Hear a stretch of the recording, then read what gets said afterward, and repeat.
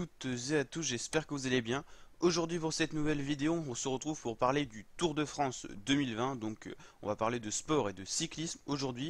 Et on va parler de la possible, enfin des possibles chamboulements qui pourraient avoir lieu au niveau de la course par rapport au coronavirus qui perturbe tout simplement tous les événements sportifs, que ce soit Euro 2020, JO ou encore Giro 2020 qui a dû être annulé pour le moment, qui va peut-être être reporté. Et là aujourd'hui on va s'intéresser au Tour de France 2020 et aux différentes solutions qui peuvent avoir lieu.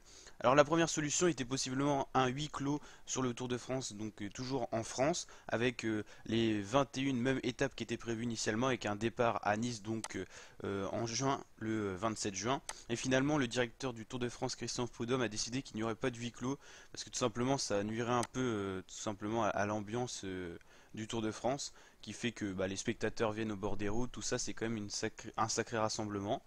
Du coup, il y a encore deux possibilités qui sont pas à exclure. Une possibilité d'un Tour de France 2020 en Corée du Sud. Donc là, le site internet l'affirmait, mais c'est rien de sûr, c'est une des possibilités. Et donc là, si le Tour de France avait lieu en Corée du Sud, il aurait lieu à la même date, c'est-à-dire à partir du 27 juin. Mais il y a quand même plus 3 semaines de course, mais que 2 semaines. Donc un Tour de France réduit. Il n'y aura pas autant d'étapes de montagne, parce qu'en Corée du Sud, il y a des montagnes, mais pas aussi tout simplement dures qu'en France, avec quand même des cols qui figurent dans les plus durs de France pour les cols des Alpes et des Pyrénées en France. Donc c'est vrai que ça perturbera un petit peu la course, surtout que en Corée du Sud c'est la saison des pluies, juste à ce moment-là en juin-juillet, donc il y aurait quasiment une journée sur deux où il pleuvrait en moyenne. C'est des statistiques qui ont été effectuées. Et il y aurait aussi, surtout un décalage horaire pour la rediffusion à la télé, donc ça serait quand même assez compliqué à rediffuser sur France Télévisions, ça sera en différé du coup. Et le départ se ferait dans la capitale coréenne du coup. Voilà. Et la deuxième possibilité, c'est tout simplement que le Tour de France ait toujours lieu en France, mais soit décalé à août, enfin la fin d'été 2020, et soit réduit à 2 semaines, tout simplement, pour qu'il ait lieu et qu'il y ait des spectateurs, mais en même temps qu'il soit toujours en France. Mais là, le parcours serait donc changé, et on ne saurait pas vraiment quelle étape serait maintenue ou pas. En tout cas, il y aura des nouvelles fin du mois d'avril, donc on fera le bilan sous forme d'une vidéo comme ça.